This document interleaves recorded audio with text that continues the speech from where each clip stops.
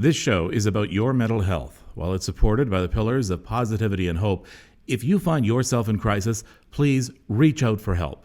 In many communities in both the United States and Canada, you can dial 211 to be connected to mental health and crisis services in your region. While it may seem like it at times, you are not alone.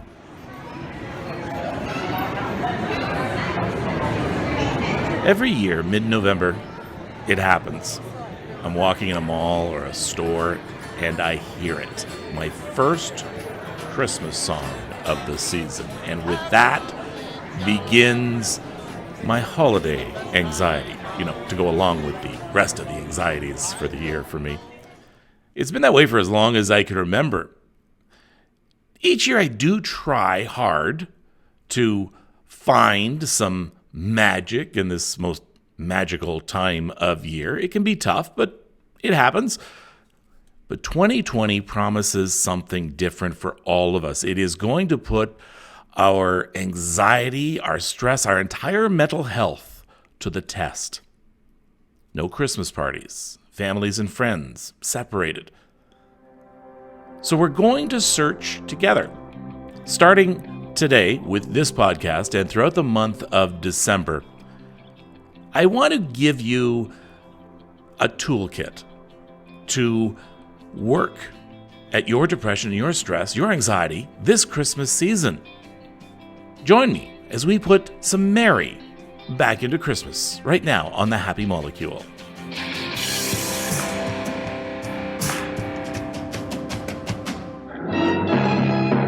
The Grinch hated Christmas, the whole Christmas season. Oh, please don't ask why. No one quite knows the reason. It could be, perhaps, that his shoes were too tight. It could be his head wasn't screwed on just right. But I think that the most likely reason of all may have been that his heart was 2 sizes too small. Oh, the Grinch, the very personification of anxiety and stress at Christmas time. But apologies to the memories of Boris Karloff and Dr. Seuss.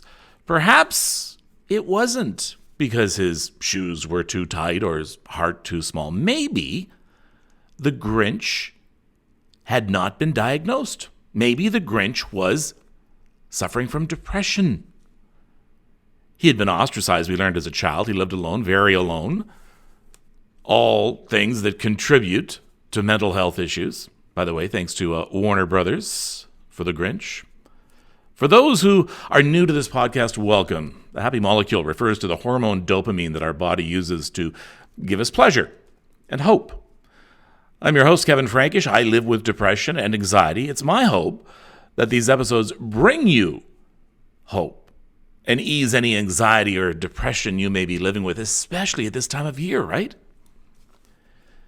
Well, my depression has always meant that Christmas has been an anxious time, but we do know that this year it's going to be different.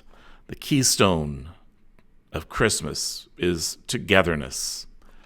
And in a lot of cases, that's just not going to happen. I was trying to remember when it may have been this bad for so many people. And you know what? I was thinking it must have been going back to World War II, or for our American cousins, the Vietnam War, in which so many families had been separated and were apart from each other. I don't think the world has undergone such a stressful Christmas season since that time. So let's work with this. You have to be your own mental health advocate. I say that over and over and over. So we're going to explore ways to ease the stress, ease the anxiety and the depression. You know what? Let's do it for the Grinch. Let's begin with the CEO of the Canadian Mental Health Association, Margaret Eaton.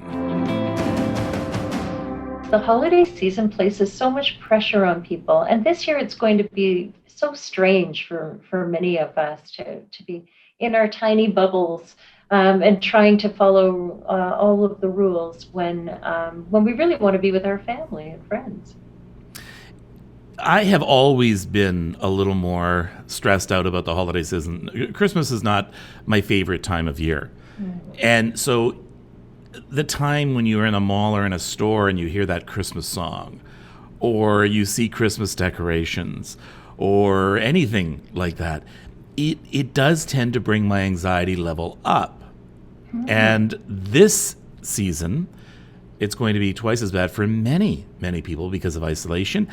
And because the one thing that a lot of us look forward to is getting together, won't be able to happen this year. No, it's going to be a very different year. In fact, my mother has been saying it's sort of like when she grew up on the farm in Saskatchewan, where people didn't go and visit other people's homes at Christmas. It was too far away, so it was just her family. And so we've been calling this our Saskatchewan Christmas, where instead of all getting together, we're going to be in our little isolated pods. I love that you have found something from your people out in Kelowna, British Columbia. Yeah. They have come up with a list of holiday tips to try and keep the stress to a minimum. And we know that stress feeds into depression, and ultimately that is really what we are trying to fight. In fact, before we get to that list, let's talk about this. Stress, depression, anxiety. Same tree, different branches. Could you help me understand what leads to what? Right. Stress, anxiety, and depression. I guess stress and anxiety are sort of similar. Anxiety sounds a bit more, though, like a condition we create inside ourselves. So we have external stressors that create an internal condition of anxiety. And that can often lead to depression, especially if anxiety is around feelings of perfectionism, and we often feel like that over the holidays. We want to make it perfect, and that can create outsized expectations on us. But I mean, personally, what I find with depression is it's when I start to have these very dismissive or mean voices in my head. Well, you're not going to make the deadline, or it's not going to be perfect, or you screwed up. And that's what can really send me into a tailspin, when I start to really beat up on myself. So I find that is the sensation that stress can then lead to depression, when I'm placing so much pressure on myself that the negative voices overwhelm the positive. Christmas has become a time, too, where we put so much pressure on ourselves. Whether it's true or whether it's imagined, the pressure we put on ourselves to make sure everybody is happy, to make sure you've done the right shopping, to make sure you get something the person likes, all the while not sure if you can afford it. It's huge, the amount of stress and anxiety we put on ourselves. It is. And yet, I feel a little bit that because of COVID-19, maybe we could have lowered expectations. We're trying to celebrate in a pandemic. In Toronto, we can't go shopping at our favorite stores anymore. So is there a way that we can make Christmas smaller and take off some of that pressure, recognizing that the most important thing is that we stay healthy right now, not that we try to aspire to the Christmas of 2019 that we're just not going to experience in 2020. So can we take this opportunity then to set realistic expectations for what we can do for ourselves and our family at this time? Let's get to that list. Now, this comes to us from CMHA in Kelowna, British Columbia. Yeah. So let's talk some holiday tips now. What are these tips for? Well, they're tips to provide holiday peace of mind. Okay. So if you're finding that the holidays are one of the things that stress you out, then here's some things to think about. So we've got a few items here. One is plan ahead. So think about the keep it simple strategy. And this goes to this whole point of, can we do things a little differently this year and change expectations? So plan for it. Try to keep your menus something you could make in advance.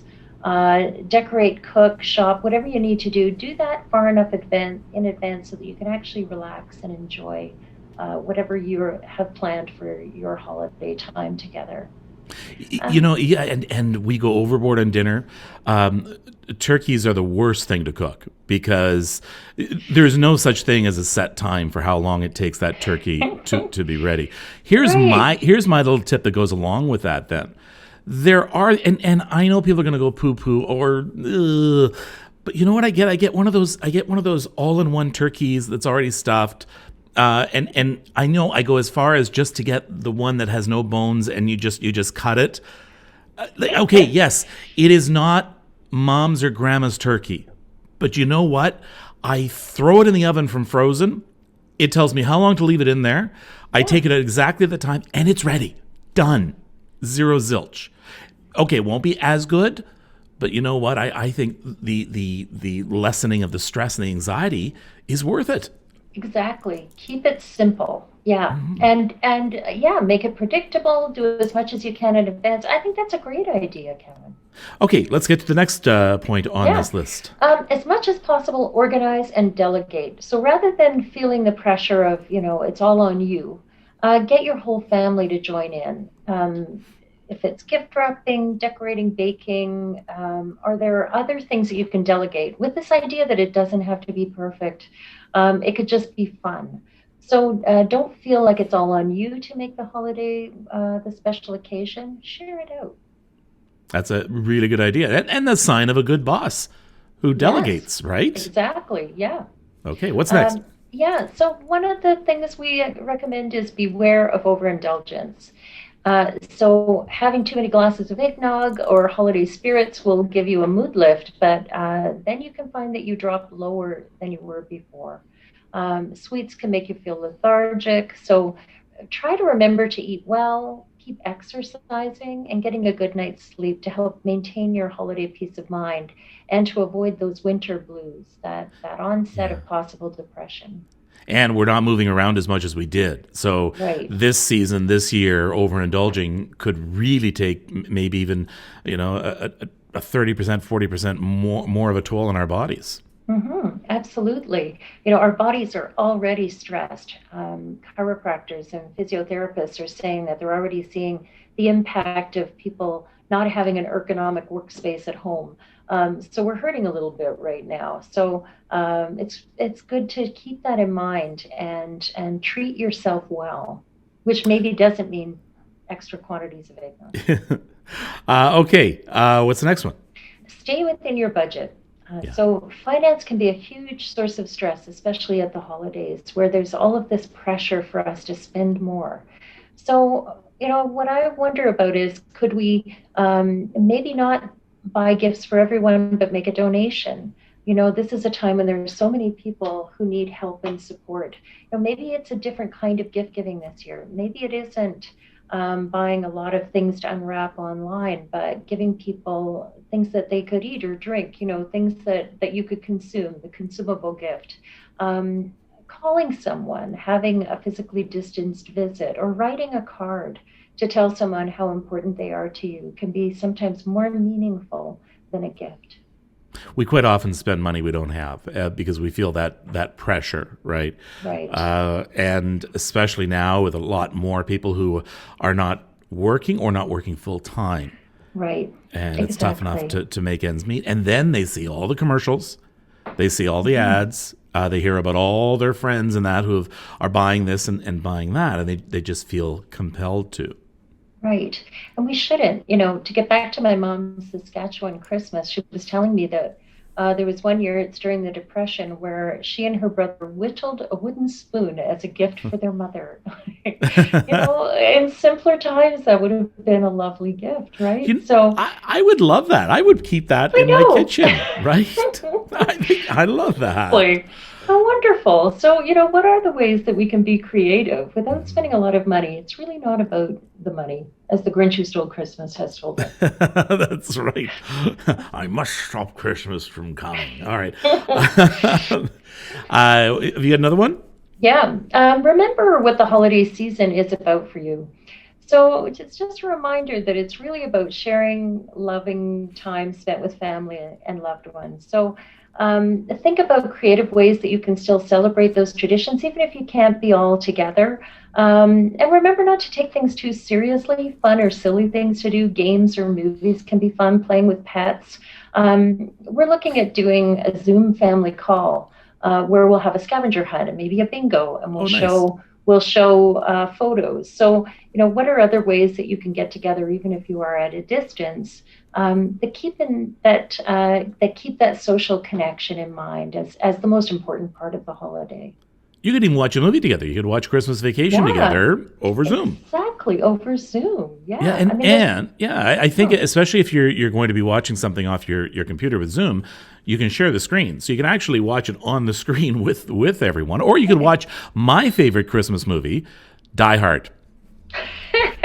that is one of our favorites. It goes into rotation every year. Die Hard, love that. Yeah, Alan Rickman, fabulous.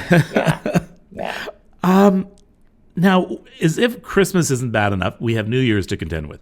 Then we have the time after New Year's, which is traditionally the number one time of the year that people fall into depression the easiest and the most. And I'm shuddering to think what this January and February are going to be like for us. So maybe to be pre-armed, to pre-arm ourselves might help out a little bit here. How can we prepare ourselves for the January blahs? Yeah, I think you're quite right. Once we get past the holiday season and we have low light levels, it's going to get colder in some parts of the country, it's going to get snowier. Then we have to contend with that, and also the fact that this pandemic is still going on, and we don't really know what the lockdown conditions will be like by January. And for some people, they're also having to deal with seasonal affective disorder, which affects about 2 to 3% of Canadians who get serious symptoms of depression. But even just winter blues, so that feeling of sadness because it's winter, affects about 15% of Canadians who experience the milder symptoms of sadness that are associated with that dark, cold weather. So, because of our increased stress and anxiety, we could find that more people are experiencing both winter blues and sad. And so there are a few things that you can do to mitigate the effects. Light is really important for all of us. So getting more light continuously. So spending time outdoors during the day, keeping curtains open, and getting a light. There are those light therapy lights that you can acquire that some people really swear by as actually lifting their mood during that time. Oh, definitely, most definitely, and having that those little things sometimes will be enough for us to say, okay, I'm taking a step, I'm doing something, so I feel like I'm taking control somewhat.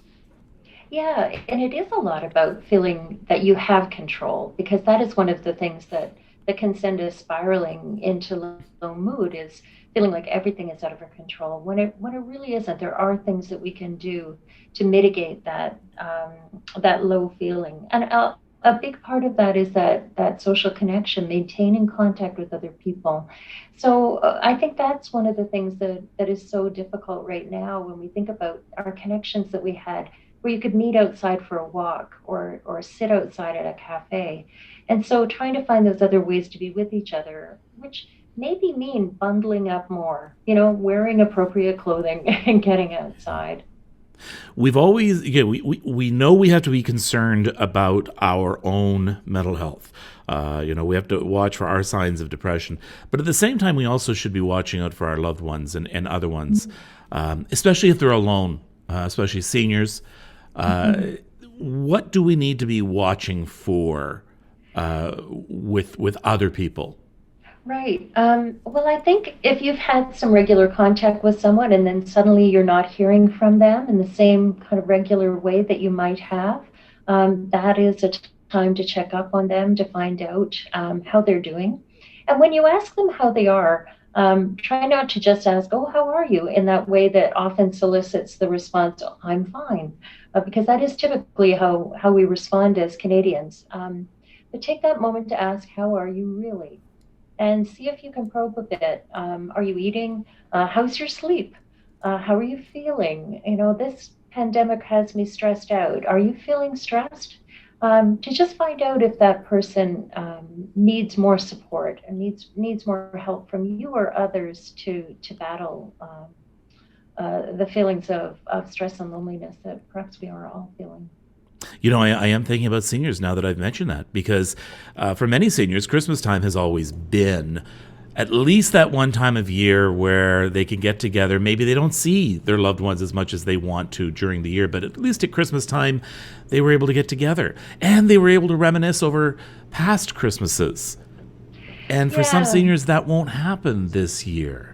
No, it won't. And now we're seeing the incidence of COVID-19 rising in long-term care homes, which means they're going to be further shut down and have even less access to the support network. I have friends who've talked about their parents with Alzheimer's and how they've seen their mental condition decline. They are not the same people. A few months later, when they were able to go and visit them, they saw how much of an impact just isolation and not being in touch with your loved ones has on people. So it's going to be a tough winter, but maybe especially for the elderly. From our own research too, we know that people who are parents of children under 18 have been particularly stressed with having to manage working at home in some cases, or managing children who aren't in school and trying to work. It's been tough. So there are many people that are going to be experiencing that negative mood as a result of the pandemic, and it really helps if we all just check in on those loved ones and ask how they're doing. CMHA.ca. Let's talk about that. There are so many resources. I'm blown away by the amount of resources that are on that website. So if you ever have any questions about your own mental health, maybe even if do I have signs of depression, or is it getting worse, or what can I do about it? It's a great place to start. It is. Thanks so much for the plug, Kevin. So we're in 330 regions across the country. So if you go to cmha.ca, you'll find a link to your local CMHA, and you'll also see all of the resources that are available in your area. But our own national website has lots of information about different conditions that you might experience, and some really useful tips and tricks for managing at this time. And if you do need help, there are links there for crisis counseling. Yes. So we have the suicide crisis line that's at the very top of our website, a 10-digit number there. If you need to call, please feel free to call. And, Kevin and I were talking about this earlier. Some people might feel like, well, maybe I shouldn't call, or should I call? If in doubt, call. There will be a warm welcome on the other end of the phone to talk you through whatever you're experiencing. So please don't hesitate to reach out. And then your local CMHA can help if you want to talk about distress or services that might be available in your region, and other ways that you can support yourself and others during this time. Let's get now to the Me 3. 1, 2, 3. This is the Me 3. This is a chance for my guests to bring you 3 easy tips on how you can be your own mental health advocate, how you can get some sort of control, because we know that if you can get some sort of control, then you're that much closer to living with depression rather than suffering from depression. So your first, you gave me your list. Your first one is movement and getting out. Tell me about that. Yeah, movement and getting outside. There's such a physical connection. You really can't separate the mind and the body. And so in these times when we're locked down, when many of us are working from home, or when the weather is difficult, so you feel like it might be hard to get outside, it's really important to move. So if that means putting on a tune on your laptop to start your day, which is often something that I do, and dancing, that's one way. I'm also trying to make sure I get outside and walk, and I have a warm coat to do that in. So just being in your body, I think, is really important, and it creates that endorphin rush. It gets your heart going. All of those things can be really good for mood. And right now we're doing a lot of sitting in front of the TV or sitting in front of the computer or sitting in front of our phones.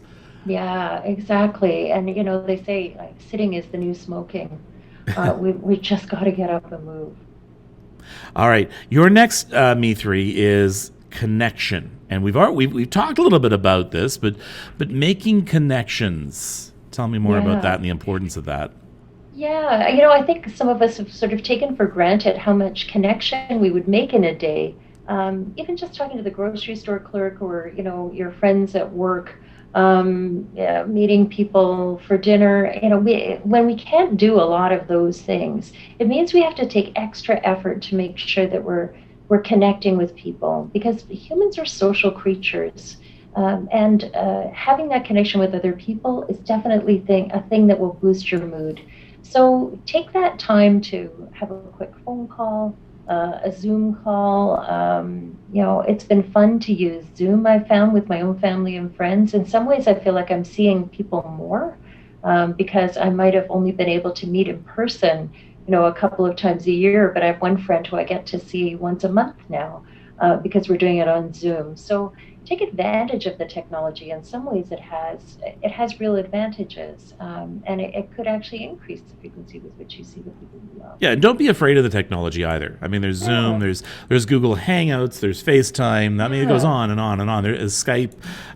So don't be afraid of the technology, and if yeah. you don't know how to use it, don't just leave it there. Get someone to show you. Get someone to help, and you can even get in touch with the Zoom people. Like they all have helplines. So if Oh, you don't know that's how to true. use it, if you don't know how to use it, get them to show you how to use it because once you get using it, it is very easy, and you Yes, can use it all the time. exactly, and it's free. Yeah. So yeah, find a young person. That's Yeah. always what I find helpful. All right. And then finally, you're saying check in with yourself, check in with your own emotions. Yeah. Um, I find for myself, oftentimes when I get really busy, I'm not checking in to find out how am I feeling. And it's just really worthwhile to just stop during the day. I like doing this at the beginning of the day and the end of the day, and just asking myself, how are you doing? How did it go today? Anything bothering you? What's concerning you? Because sometimes it becomes easy to compartmentalize our feelings. Yeah. And so just having that check-in with yourself to say, how am I doing? Might lead to some further action that you need to take, or some further thinking that you need to do, or further feeling that you need to do. Especially I find if I'm having trouble sleeping, it's very good if I can just check in with myself and just have a little conversation before I go to bed to say, what worked today? What was good? What are you grateful for? What are you worried about tomorrow? Oh, that. Okay. Then you can kind of put it aside so that you can get some sleep and get on with your day. So I think checking in is really important. And you might say, "Oh, Margaret, come on, that's easy. So what? What's it going to do?" But you know what? I think about it. We don't really check in with ourselves. We may think we do, but we don't. We don't stop and say, "What kind of day did I have?" We may think we know what Right. kind of day we had, but at the end of the day, asking ourselves that question might be pretty enlightening, and you might be surprised by the answer. Yeah, I mean, I've had that where I'll have a feeling, I'll think, gosh, I feel tired or I feel really stressed, but I won't be able to connect it back to why necessarily. And so being able to just sort of think about it and go, oh yeah, I'm worried about X. That's why I'm feeling a bit disturbed. That process of identification is really powerful for just being able to manage the onslaught of things in our lives and the emotions that go with that. It just makes it more conscious. And if it's conscious, then you can manage it. Yeah, and too, what I find sometimes when I have that nagging feeling, that feeling of anxiety, and you're not exactly Yeah. sure, it's just in the back. If you Yeah. sometimes trace it back to find out why it's there, you suddenly realize, wait a minute, that's not a big deal, because we've allowed it to fester. We've allowed some thought at the beginning of the day to just move around in there, ruminate, and go, oh, and at the end, Yeah. it's 10 times worse. The bark is literally worse than its bite. So identifying it sometimes will make it better. That's so true, Kevin. That was a great way of putting it. Exactly. It can loom larger than what it really is when you actually pull it out and take a look at it. Now, the CMHA also is a government law. Like you lobby the government for different things, and you're after different things. Can we be doing something better as a community to identify mental health, to treat it with the seriousness it needs to be treated with? Because we're heading into a time where unless we start doing a better job now, we could be in real trouble. But what do we need to do better? Yeah, well, this is the conversation we've been having with members of parliament of all stripes. And there's real consensus at the federal level amongst members of parliament and senators that mental health is a huge issue. And it's do you know that the United Kingdom has a minister of loneliness? Oh my God, that's beautiful. Yeah. That's so lovely. In fact, I'm going to be having them on this program in not too long. But they have actually gone as far as to realize how important it is. They actually have a minister of loneliness. That's beautiful. And it makes so much sense. And the United Kingdom is so far ahead of us in terms of how they provide support for mental health. So in the UK, there are community organizations that you can drop by, and they will give you for free a therapy and training in cognitive behavioral therapy. And it's just built into the system. We don't, there's some provinces that are offering that, but it's sketchy across the country. But they see that as the first line of defense in mental health is the community approach, and it keeps people from having to go into a hospital or a crisis. So it's actually cost effective. So I think Canada needs to think more deeply about the fact that we're not offering universal mental health care in the same way that we offer universal physical health care. Isn't that one true? And the same. I've right? never thought about that. We have universal health care. Yeah. And yet we've separated mental health as though it's not health care. Yeah. It doesn't make any sense. Yes, there are some programs available, but still we are, we still believe that it costs you $200 a week every week for 10 years to go for treatment. And if you don't have the $200, well, you can use up what you can get from your group insurance, and then that's that. I never really thought about how we separate mental health and physical health. We do, to our detriment, right? We need a kind of Tommy Douglas movement for mental health care. Well, you're into your Saskatchewan phase, your prairies phase. This yeah, exactly. Show, right? That's really interesting, because if we could take care of someone's mental health, we may cut down on heart disease and drug abuse and anything like that. There are so many things that are correlated with mind and body that just really can't be separated. The incidences of back pain, which has become a chronic condition, also seem to be connected to mind issues as much as body issues. So we are very much in this kind of medical model that ignores the important role that the mind, that mental health plays.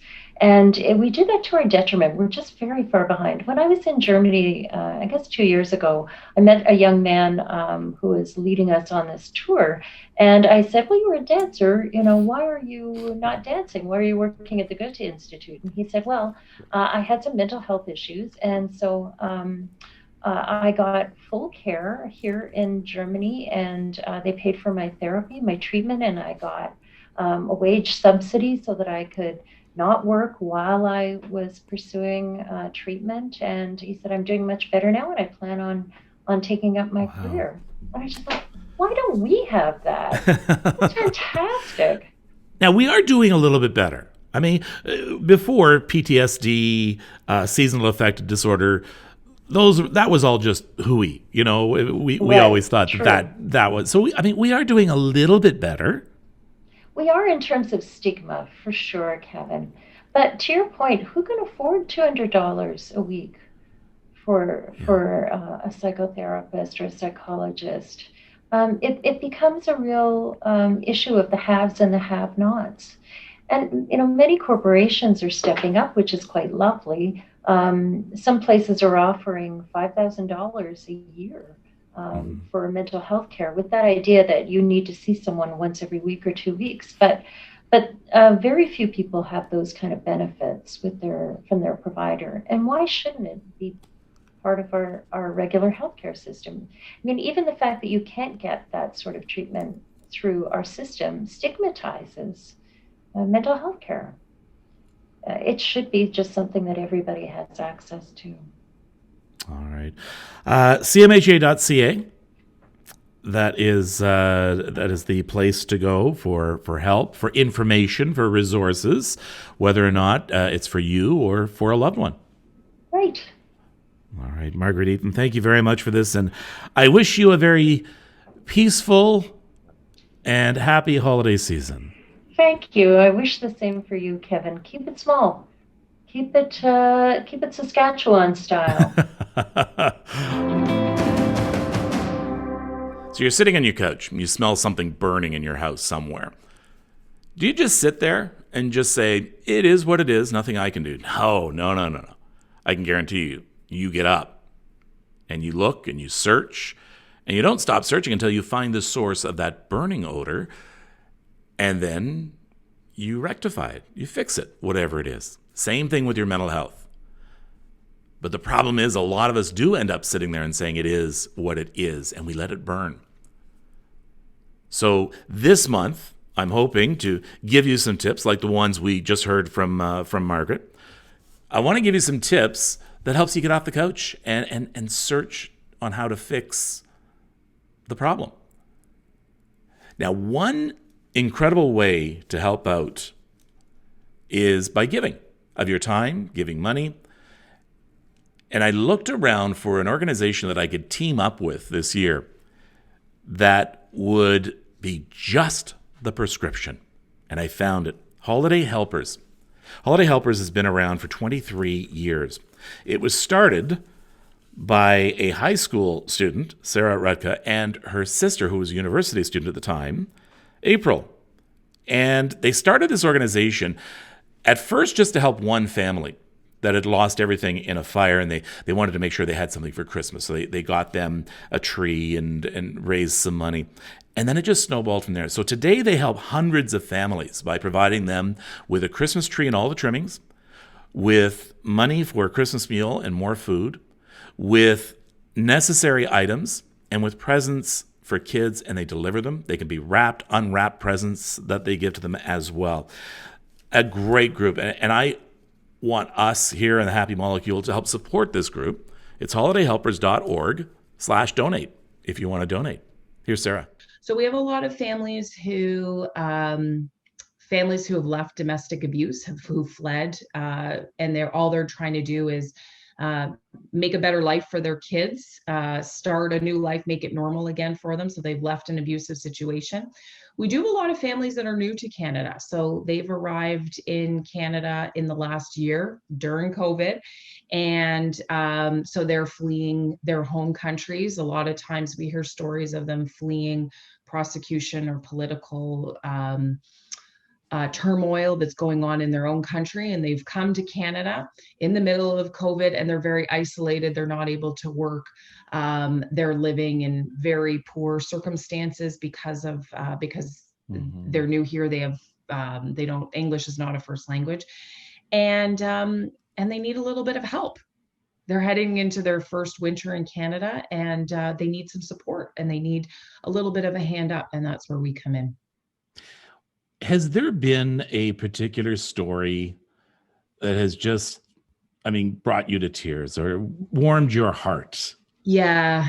Every year there's always stories. And every year we try to connect with the families after Christmas to ask them how it helped. Did it make a difference in their lives? And we get letters back from the families, and we usually have a meeting with the team, and we're all crying.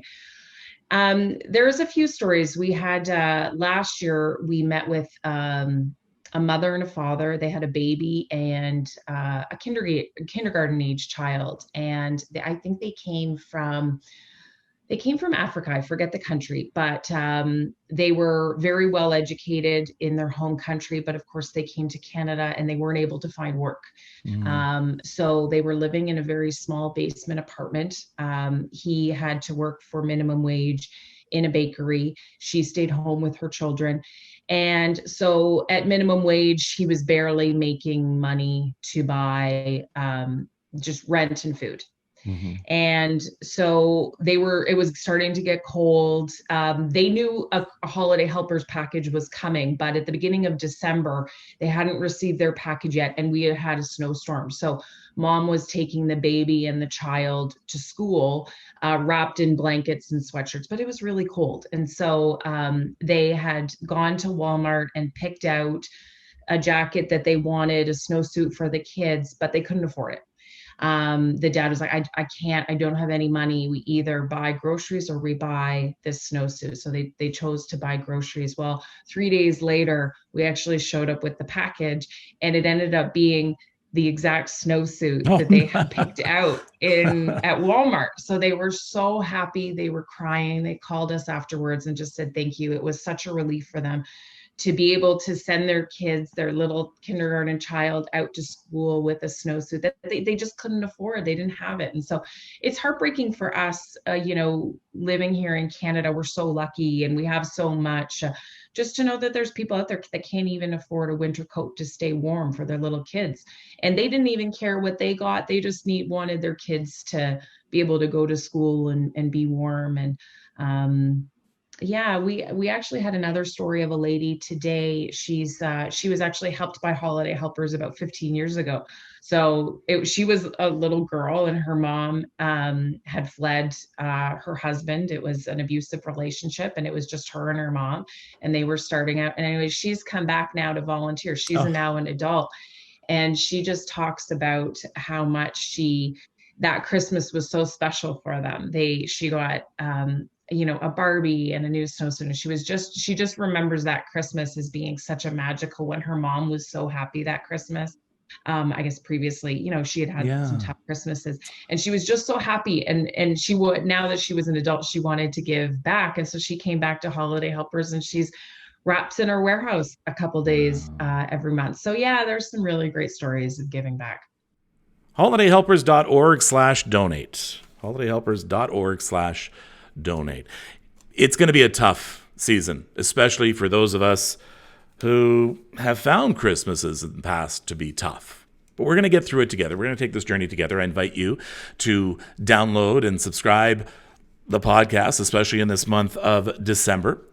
We're going to tackle some heavier issues as well, but try and put positive spins on everything. Because above all, what we need more than anything when it comes to mental health issues, and that is hope. Until next time, take care of yourself. Take care of each other. Please consider subscribing to this podcast and also check out the Happy Molecule Extra at thehappymolecule.com. There you'll find a link to a video version of this episode, be able to join the conversation about mental health, learn about our Facebook Live show, and get a preview of upcoming episodes. You can email us at thehappymolecule@gmail.com. I'm Erin Davis, wishing you good mental health.